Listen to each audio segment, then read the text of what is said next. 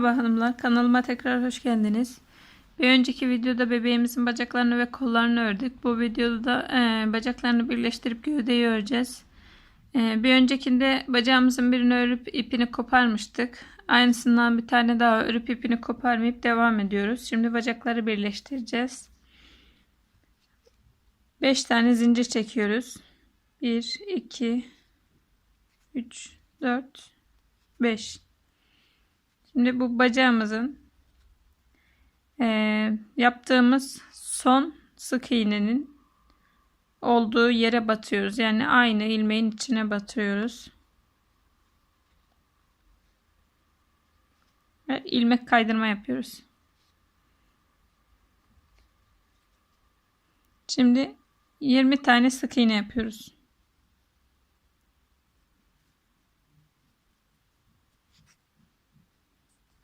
...20 tane sık iğne yaptık. Bu kalan son ilmeğimizin içine çift batıyoruz. 21 ve 22'yi aynı yere batırıyoruz. Bir tane arttırmış oluyoruz. Yani bu sırada toplam 22 tane sık iğne örmüş oluyoruz.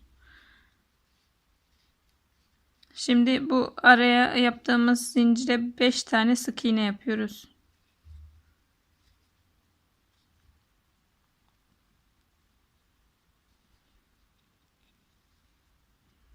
Bir, iki,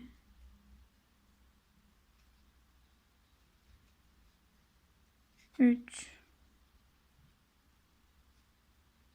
dört,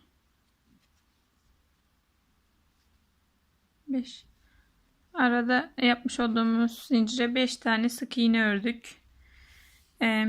Şimdi diğer bacağımıza geçiyoruz. Yine 20 tane sık iğne örüyoruz.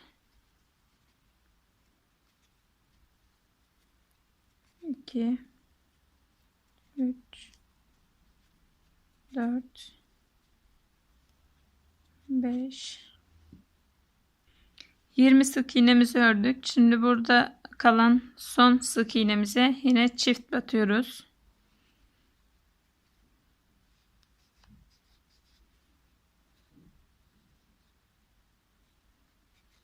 Burası bizim sıra başımız oldu şimdi.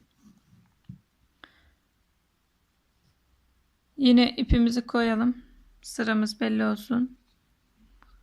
Şimdi bu arada yaptığımız 5 zincir, sonra 5 sık iğne yapmıştık üstüne. Şimdi bunu tekrarlıyoruz yine. 5 tane sık iğne yapıyoruz üstüne.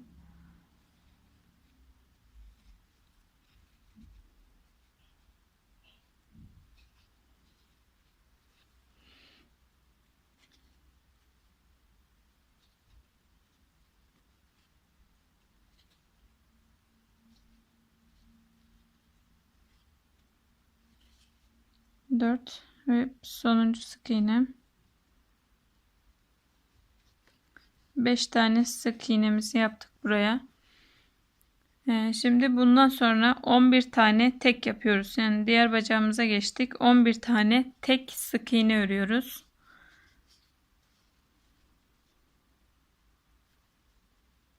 Bir,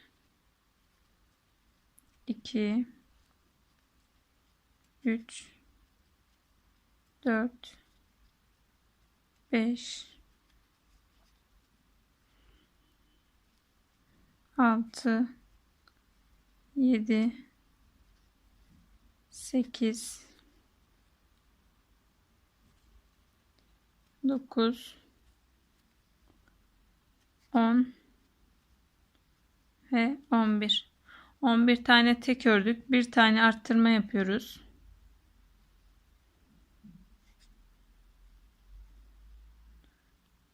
Arttırmamızı yaptık. Şimdi 27 tane tek örüyoruz.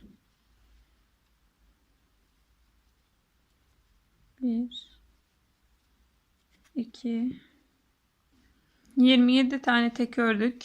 Şimdi bir tane arttırma yapıyoruz. Arttırmamızı yaptık. Şimdi sıra sonuna kadar 9 tane tek örüyoruz. 1, 2, 3, 4, 5 6 7 8 ve 9. Sıra sonuna geldik. Bu sıraları takip edin arkadaşlar. Hani sayıları. Yoksa sıkıntı olur. Bu sayılar önemli. Biraz karışık ama takip edin. Kaçırırsanız hani vücudundaki o oval şekil bozulabilir. O yüzden iyi takip edin arkadaşlar. Şöyle sıra başıma geldim. İpimi koyuyorum. Bu sıra sonunda da toplam 56 tane sık iğnemiz olması gerekiyor. Şimdi 20. sıradayız. 20. sıradan 24. sıraya kadar her ilmeğe bir ilmek yapıyoruz. Yani 20 dahil, 24 de dahil her ilmeğe bir ilmek yapıyoruz. Arttırma yapmadan her ilmeğe bir ilmek yapıyoruz. Evet arkadaşlar, 20'den 24. sıraya kadar toplamda 5 sıra her ilmeğe bir ilmek olarak ördük. 25. sıradayız. Şimdi 15 tek yapıyoruz. Yani bu sıraları takip edin arkadaşlar. Biraz önce de söyledim. Önemli çünkü. 15 tane tek yapıyoruz. 1 2 3 4 5 6 7 8 9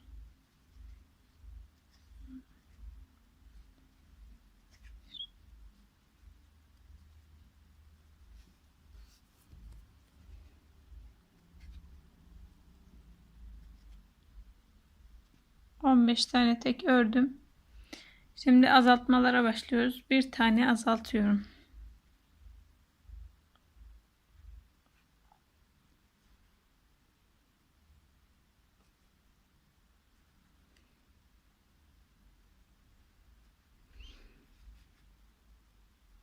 Şimdi 2 tek örüyorum. Bir tane azaltma yapıyorum.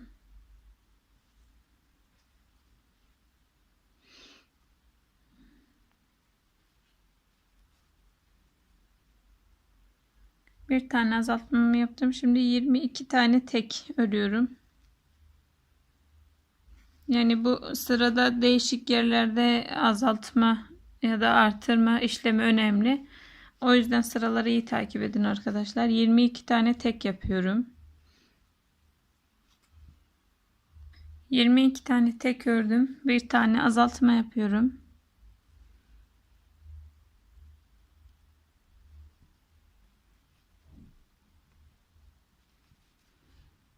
Şimdi 2 tane tek örüyorum.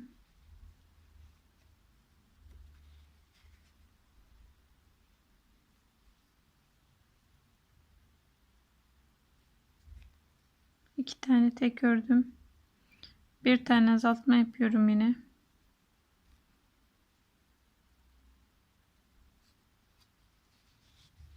Şimdi bu sıra sonuna kadar olan sık iğnelerimi hepsini yapıyorum.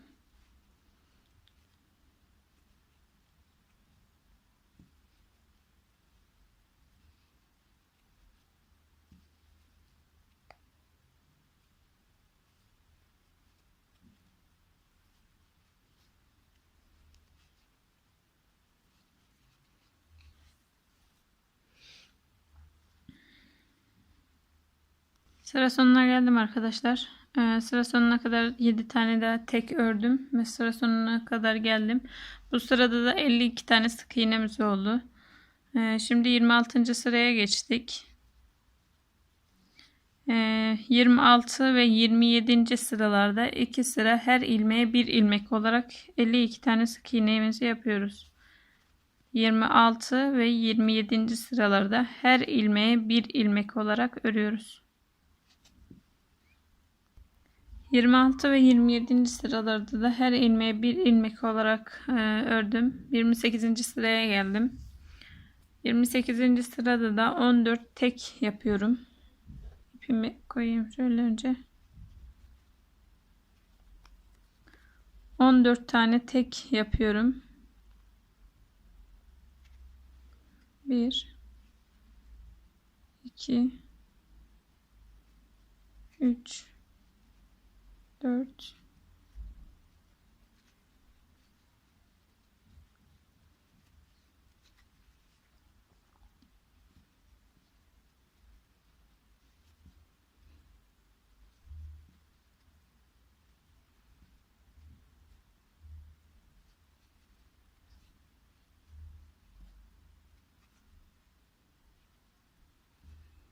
14 tane tek yaptım. Bir tane azaltma yapıyorum.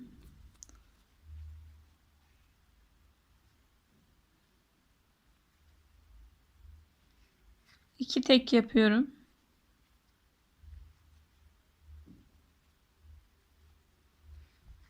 Bir tane azaltma yapıyorum.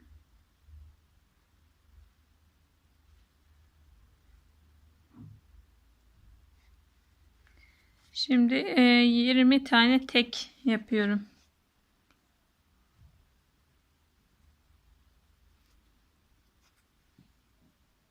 Yirmi tek ördüm. Bir tane azaltma yapıyorum.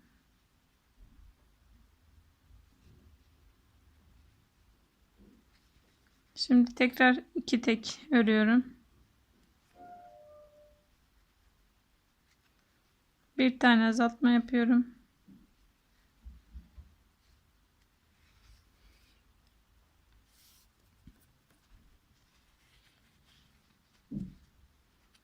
Şimdi sıra sonuna kadar hep tek örüyorum.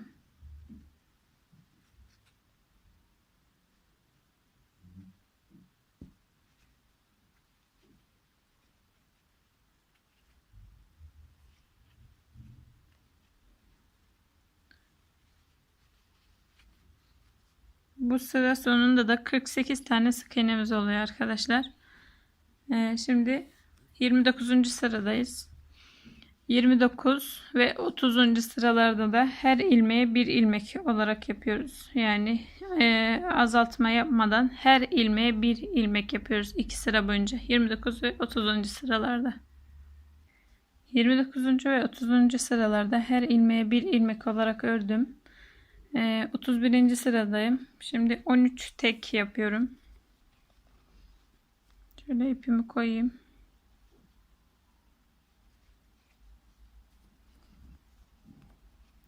13 tek yapıyorum.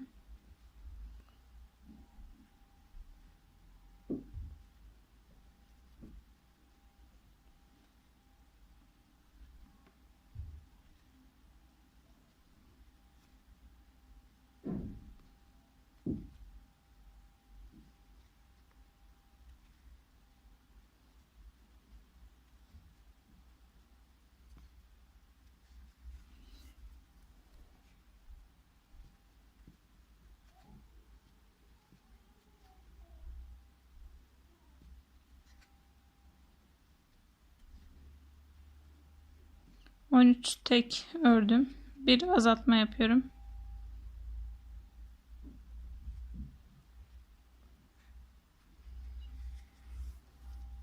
İki tek örüyorum.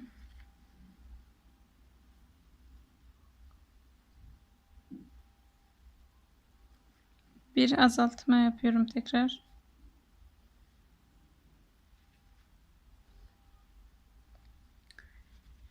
Bir azaltmamı da yaptım. 18 tane tek örüyorum. Azaltmayı yaptıktan sonra 18 tane tek örüyorum.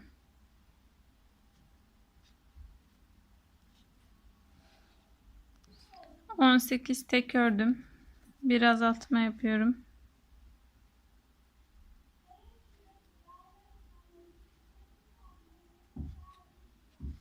İki tek örüyorum.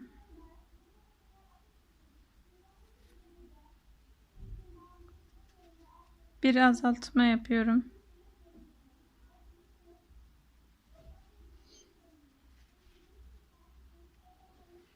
Şimdi sıra sonuna kadar hep tek örüyorum.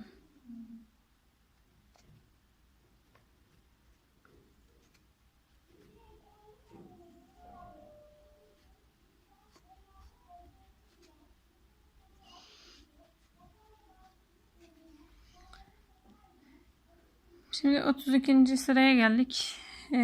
31. sıranın sonunda da toplamda 44 tane sık iğnemiz olması gerekiyor. 32. sıraya geldik. 32. sırada da her ilmeğe bir ilmek olarak örüyoruz. Yani azaltma yapmadan her ilmeğe bir ilmek örüyoruz.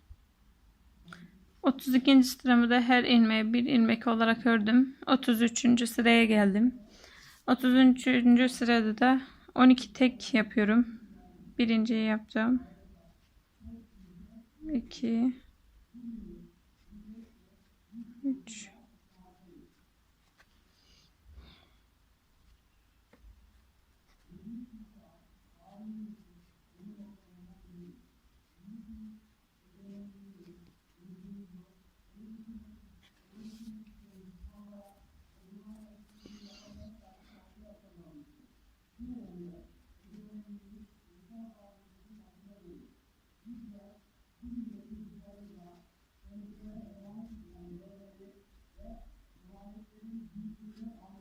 12 tek yaptım. Bir azaltma yapıyorum.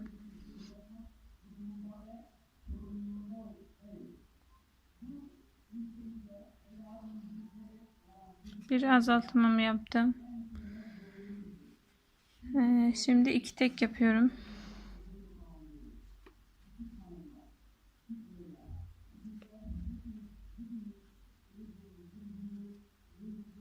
Bir tane azaltma yapıyorum.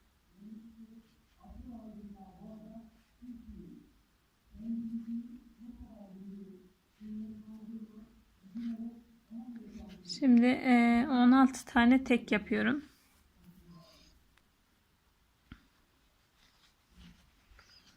Bir azaltmamı yaptım. 16 tane tek yapıyorum.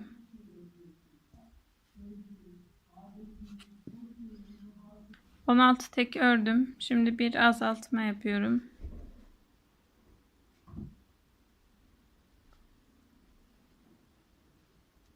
Şimdi 2 tek örüyorum. Tek ördüm, bir azaltma yapıyorum.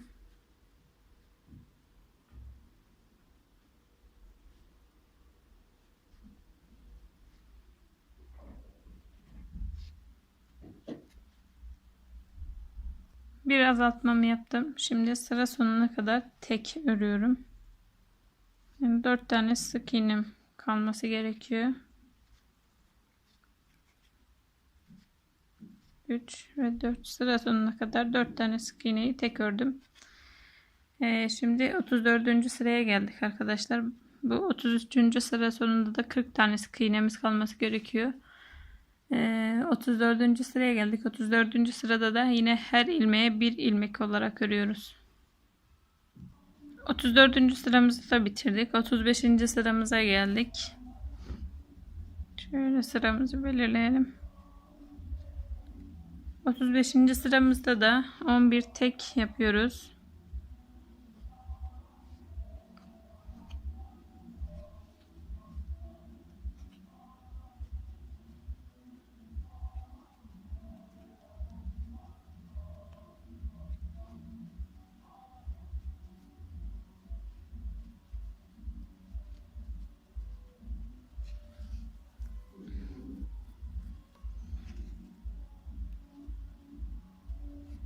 Bir tek yaptık.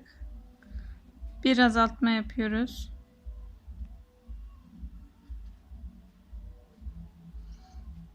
Bir azaltmamı yaptım. 2 tek örüyoruz.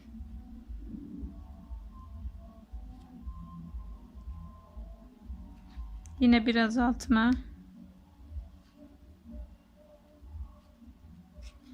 Şimdi 14 tane tek örüyorum.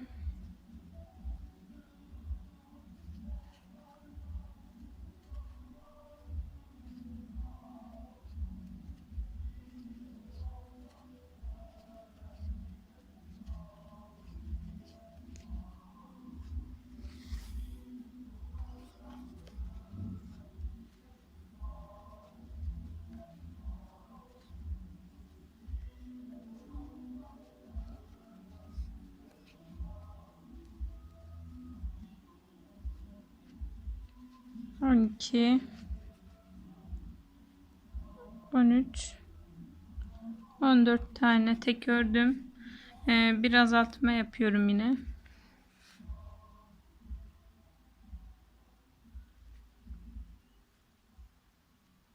İki tek örüyorum.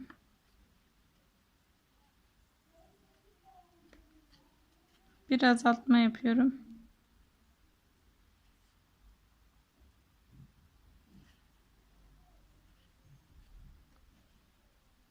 Burada kalan sık iğnelerimi de tek örüyorum.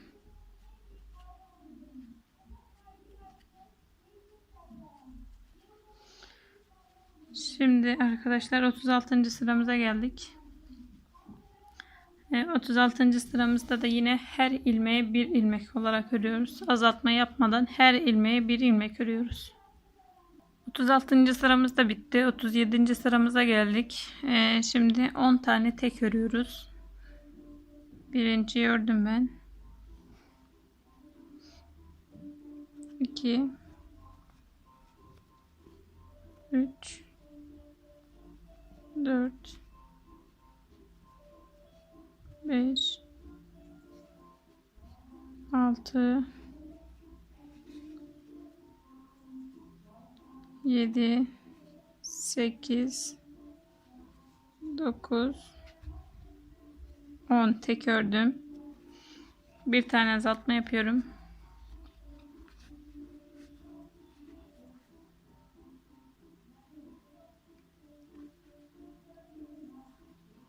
Bir tane azaltma yaptım. 2 tek örüyorum.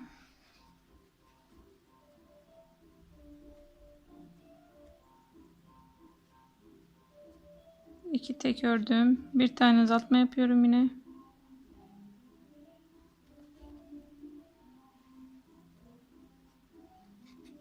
Bir tane azaltmamı yaptım. Şimdi 12 tane tek örüyorum.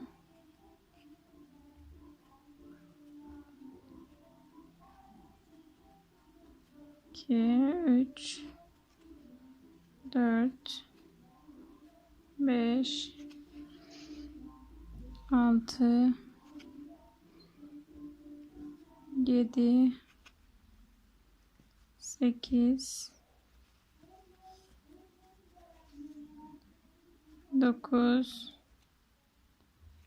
10, 11 ve 12 tane tek ördüm. Bir tane azaltma yapıyorum.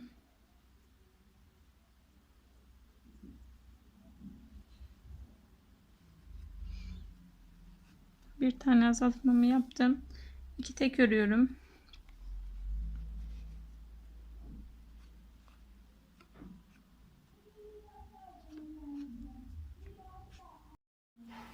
İki tek ördüm. Bir azaltma yapıyorum.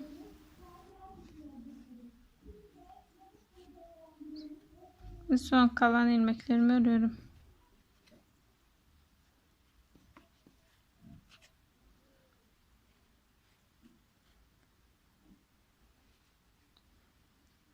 Şimdi 37. sıramız da bitti. 38. sıramıza geldik. 38. sırada da yine her ilmeğe bir ilmek olarak sıramızı tamamlıyoruz. 38. sıramız da bitti. 39. sıramıza geldik. 39. sıramızda da 9 tek örüyoruz. İpimi koydum. Şöyle 9 tek örüyoruz.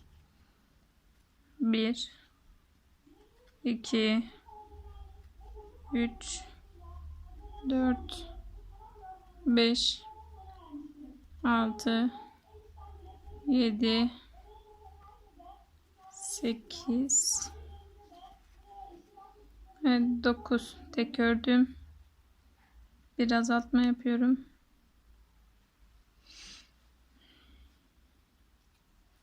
Bir azaltmamı yaptım. 2 tek örüyorum. 1, 2 tek ördüm. Bir azaltma yapıyorum.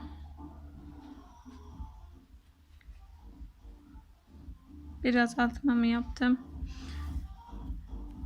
Şimdi 10 tane tek örüyorum. 10 tane tek öreceğim. 1, 2,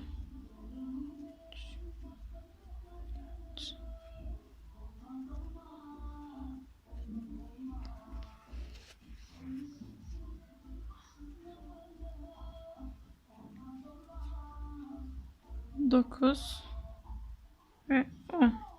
10 tane tek ördüm. Bir tane azaltma yapıyorum yine.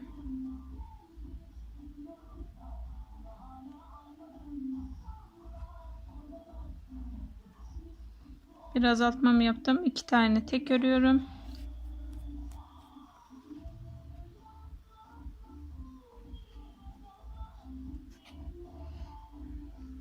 İki tek ördüm. Bir tane daha azaltmamı yapıyorum.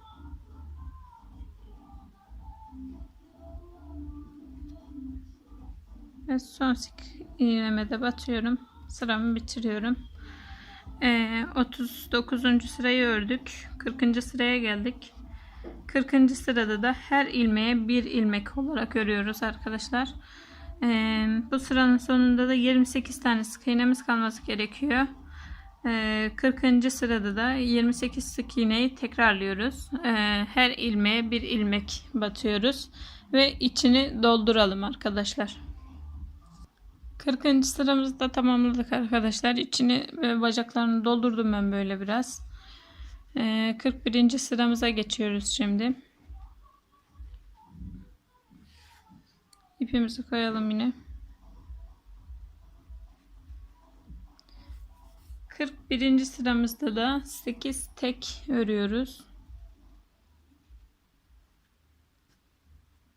1 2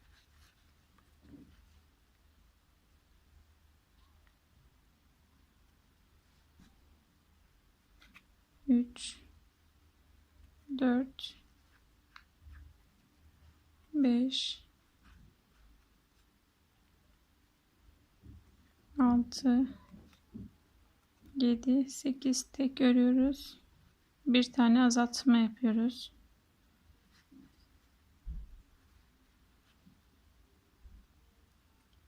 Bir azaltmamı yaptım. 2 tek örüyorum.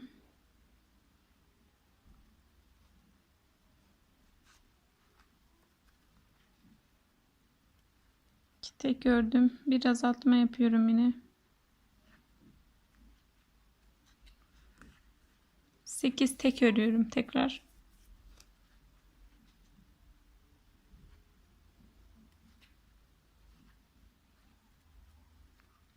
İki, 3, 4, 5, 6, 7, 8 tek ördüm. Tekrar bir azaltma yapıyorum.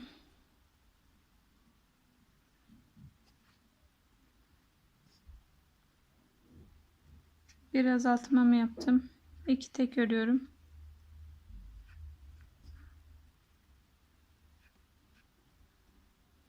Son sıramı da azaltıyorum. Bir üst sıraya geçiyoruz. 42. sıraya geçiyoruz.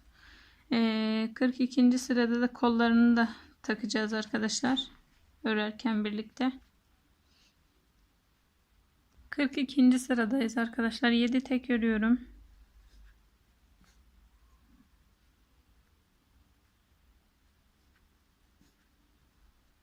Bir, 2, 3, 4, 5, 6, 7 tek örüyorum. Ve buraya kolumuzu birleştireceğiz şimdi.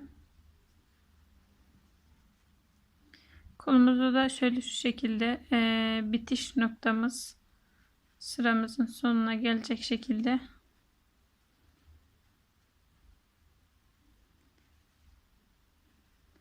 kolumdan geçirdim tığımı.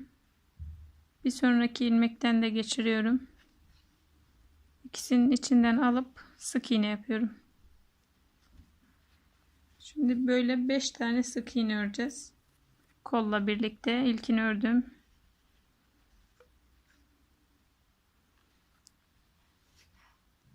İki,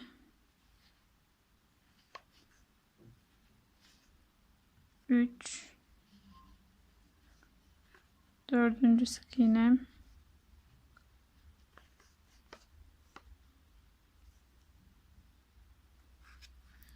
4 ve 5. ve son sık iğne.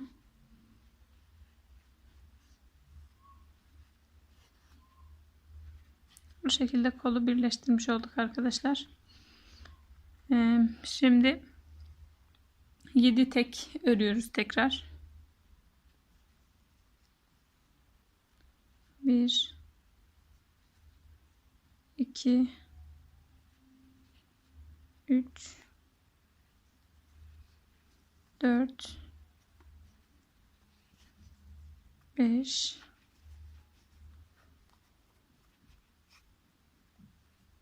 6 7 tek ördüm.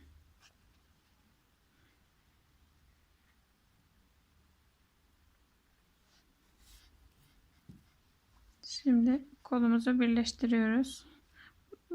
Burada da ipimiz böyle içe gelecek şekilde birleştiriyoruz.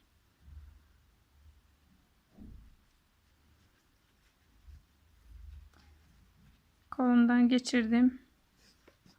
Gövdeden de geçirdim. İkisinden de ipimi alıyorum ve sık iğne yapıyorum. 5 tane sık iğne yapacağız aynı şekilde.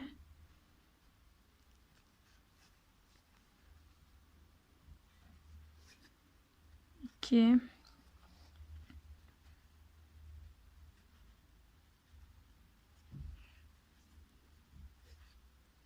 3,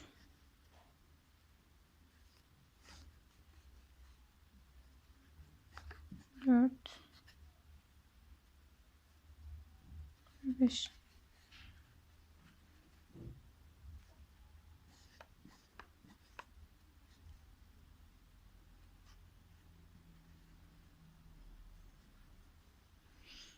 Arkadaşlar ben kolları bu şekilde birleştirdim. Şimdi buradan devam ediyoruz. Burası sıra başımız oluyor. 2 sıra boyunca 43 ve 44'te 2 sıra boyunca her ilmeğe bir ilmek olarak örüyoruz ve ip değişikliği yapacağız. 2 sıra boyunca her ilmeğe bir ilmek olarak devam ediyoruz.